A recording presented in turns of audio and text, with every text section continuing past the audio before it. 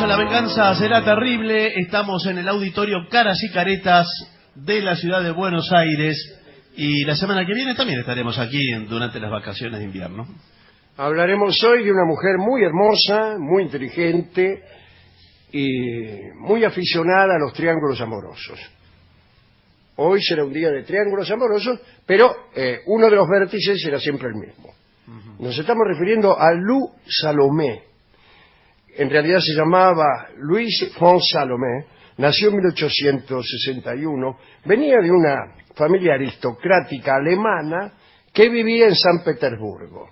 Su papá era un general amigo del zar de Rusia. Lou pasó su infancia en una residencia cercana al Palacio Invierno y si no se iban a una dacha, una especie de quinta, ¿no?, que tenían en el campo. Era la más chica de 5 hermanos. La primera aventura amorosa, que no llegó a consumarse, fue con el pastor Hendrik Guillot, que era un predicador protestante, quizá el más importante de Rusia. Con él tuvo sus primeras clases de filosofía. Parece que Guillot era demasiado afectuoso. Muy bien, le decía. Guillot se enamoró de Lou Salomé, hasta el punto de que planeó divorciarse de su esposa y casarse con ella. Era muy chica, Lou. Un día Guillot le preguntó redondamente si no quería ser su amante. Escúcheme, le voy a preguntar una cosa. ¿Su amante? ¿No puedo ser? Bien. Lou se negó y no lo vio más. Bueno, está bien, claro. A los 18 años, Lou se fue a Zúrich para ir a la universidad. Dice el cronista que Lou Salomé solía sentirse fuertemente atraída. ¿Cómo? Fuertemente atraída por la figura de un mentor mayor. Seducía a los eruditos, pero después los maltrataba un poco. Dice la crónica. Le tenía los embates del sabio enamorado y al mismo tiempo se entregaba a compañeros menos diestros. A ver, ¿cómo se la tipa seducía al maestro y después agarraba viaje con el más sonso de los alumnos. Está bien, está bien. En Roma, durante el invierno de 1882, Lou visitó a la feminista Malwida von Meisenberg. Allí conoció al protegido de Malwida. En realidad es Malvida. Malvida von Meisenberg. Y conoció al protegido de Malvida, el filósofo Paul Ricoeur, que tenía 30 años. Ricoeur era hijo de un hacendado prusiano que había perdido todo su dinero en el escolazo y había acudido a esta chica, la Malvida, para jetearla, ¿no?, para pedirle guita. Lou y Ricoeur pasaron por Roma y luego de varias excursiones, el Ricoeur le declaró su amor. Dice, te amo, le dice. Sí. Bueno, pero a ella no le gustaba nada el tipo.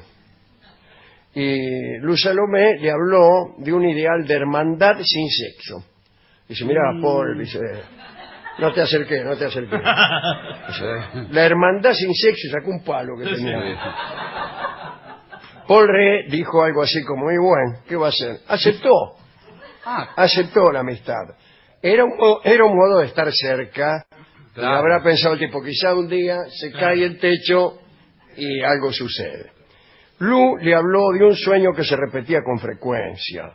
Y en aquel sueño ella se veía con 2 tipos en un apartamento repleto de libros y flores.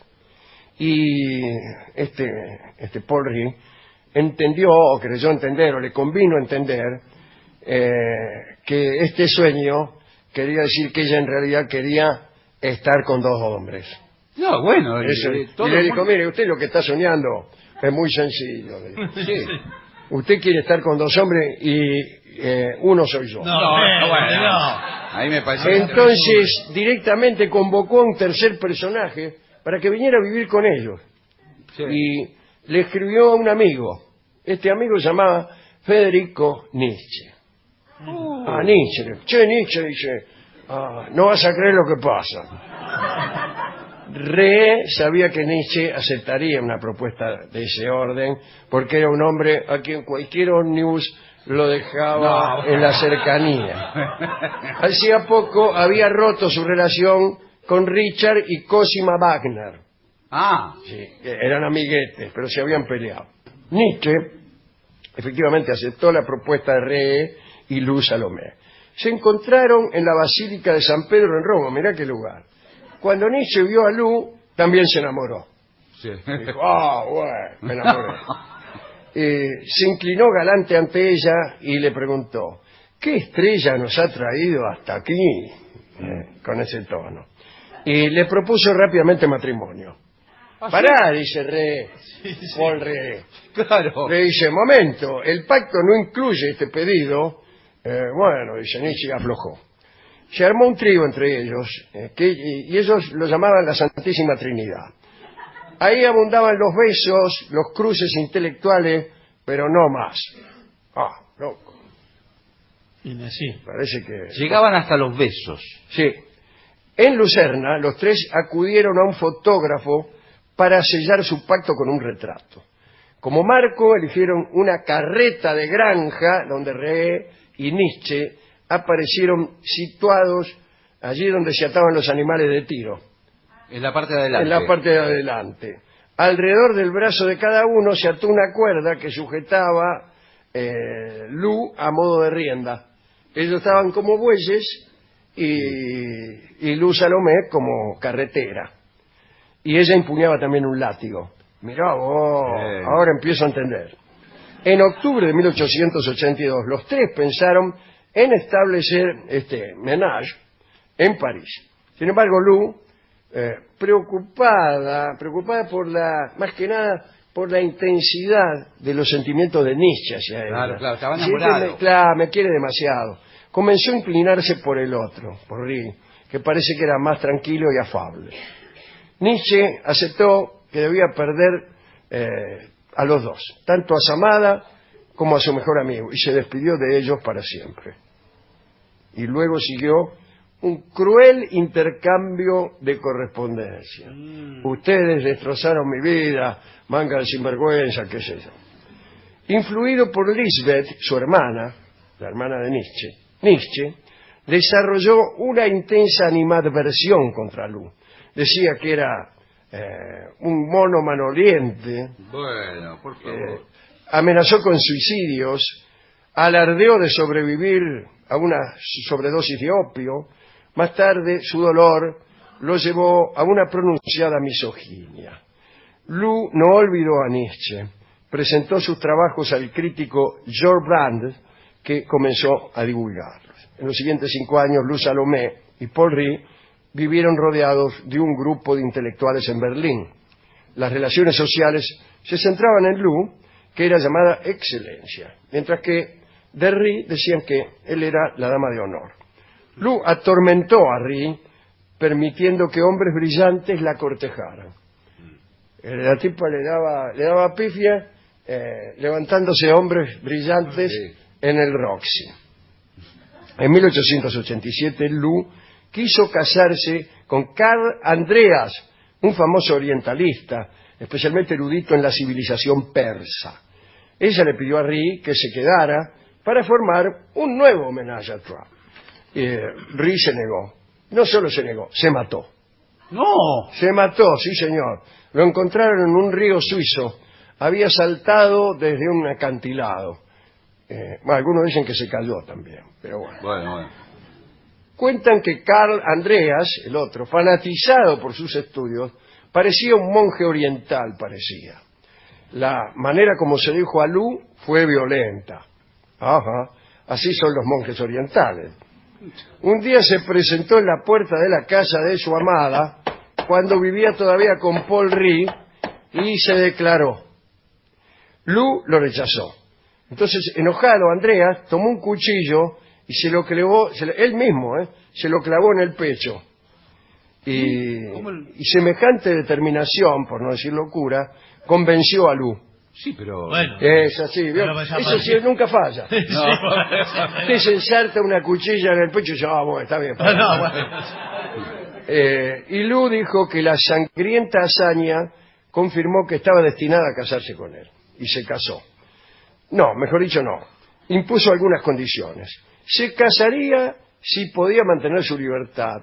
Y lo que era más importante, si no... o sea, la condición era que no tuviera que hacer el amor con él. Otro cuchillo. otro, Marcha no. otro cuchillo. ¿Puedo decir algo? Sí. Una de las peores condiciones para un matrimonio. Claro. Andreas aceptó a regañadientes, digamos. Alguna vez quiso unírsela, unírsele por la fuerza, pero nunca pudo. Para tranquilizar a su esposo, Lu contrató a una tal Marie, que representaba el papel de esposa suplente para Andreas. Nuevo homenaje. Claro. Ahora eran Lu, la esposa suplente, Marie y Andreas. Los tres vivieron confortablemente. Y Marie tuvo 2 hijos de Andreas. Ajá. Mirá vos. Lo bautizaron Pirulo y eran felices los 3. Un día Lu se enamoró de otro muchacho. En 1897, un amigo en común de Andreas les presentó en Múnich nada menos que a Rainer Maria Rilke, que entonces tenía 22 años. Todavía no había escrito. Rilke la cortejó con la misma resolución que antes había demostrado Andreas, solo que no ofreció su sangre.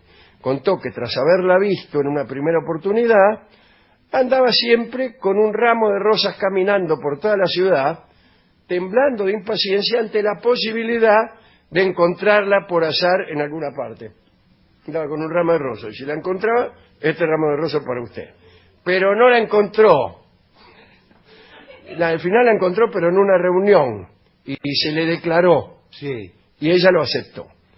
En Múnich vivieron entonces Andreas, Lu y Rilke, y fueron felices. Ella y su esposo Andreas se encargaban de corregir las poesías que escribía Rilke. Por su parte dicen que Andreas había adoptado una estrategia. Había elegido de entre todos los pretendientes de su esposa el hombre con quien mejor se llevaba a él. Claro. O sea, la elección de Rilke también había sido de Andreas. Pero el trío se unió todavía más cuando en 1899 se embarcaron en un largo viaje a Rusia. Entre los recuerdos más interesantes, los 3 pudieron reunirse con León Tolstoy y conversar con él. Andreas se mostró encantado cuando el escritor ignoró a Salomé y a Rilke y lo interrogó incesantemente sobre Persia. Era un pequeño triunfo ante su joven y cercano competidor, ¿no? Especialmente ante Rilke. Bueno, cuando Lu cumplió 50 años, porque el tiempo pasa, ¿no? Sí, sí. Acudió al Congreso sobre Psicoanálisis de Weimar en 1911. Ya había escrito 10 novelas, un estudio sobre Nietzsche y docenas de artículos sobre una gran variedad de temas. La relación con Rilke había terminado. Rilke murió joven, en 1926, no tan joven, y pidió que Lu Salomé lo visitara en su lecho de muerte, ¿no? Y no fue la tipa. Por entonces, Andreas vivía solo en Gotinga, esperando que su mujer se reuniera con él en algún momento. En aquel congreso, ¿no es cierto?, en el Congreso de Psicoanálisis de Weimar, 1911, Lu conoció a Freud. Bueno, lo sedujo. Pero, Y señor, siguió con aquella costumbre, sí, porque además de seducir a Freud, enamoró también a uno de sus discípulos, Sí. el médico croata Víctor Tausk, que Lu eligiera a Tausk como amante, lo enfureció a Freud. Sí, claro. Y escribió sobre Tausk como un ave de rapiña, pero bueno, se sometió a este nuevo homenaje, esta vez en casa separada. Algunos dicen que Lu en realidad se había propuesto seducir a Tausk para acercarse al maestro, ante quien el discípulo, bueno, Sí, podía claro. presentarse. En 1913,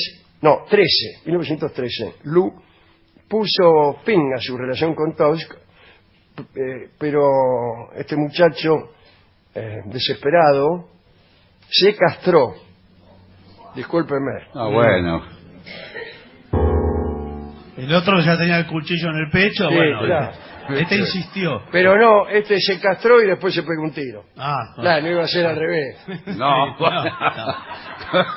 Lu empezó a estudiar psicoanálisis, claro. Sí, sí. Tengo un novio. que Hubiera empezado antes. Lo abandono, se castra y se mata, yo empiezo a estudiar psicoanálisis. Sí.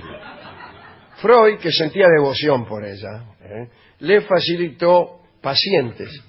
Le mandaba, los que no estaban muy locos, Sí, para que practique. se los mandaba a ella para que practicara, Sí. como hace Rolón. Bueno. No, señor. En algún momento se pelearon, porque ella adhirió a las ideas de Adler, que eran vapuleadas en el terreno freudiano, ¿no? Y Lu llegó a ser psicoanalista de Ana, la hija de Freud, mira vos. Cuando sus relaciones con Freud terminaron, Lu regresó a Gotinga, ¿con quién? Con el marido, Carl Andreas, hasta que el orientalista murió en 1930. El ascenso de los nazis fue muy difícil para Lu, ya que Lisbeth Nietzsche, la hermana de Nietzsche, visitada por el propio Hitler, comenzó a difundir el rumor de que Lu era finlandesa y judía. Lisbeth odiaba a Lu, dirigía los archivos de Nietzsche y los usaba para modificar sus pensamientos, los pensamientos de Nietzsche, con el fin de hacerlo parecer un nazi. Bueno, algunos trabajan por ese lado, lo mismo que pasa con Wagner, ¿no? Odiaba a Lisbeth, a Lu, porque ofrecía un punto de vista de su hermano, Nietzsche, completamente distinto, que no respondía en absoluto a la coyuntura hitleriana. Lu Andrea Salomé murió finalmente en 1937 en Gotinga, a los 76 años de edad, a causa de una falla renal. Inmediatamente después de su muerte, en 1937, la Gestapo confiscó sus papeles y su biblioteca.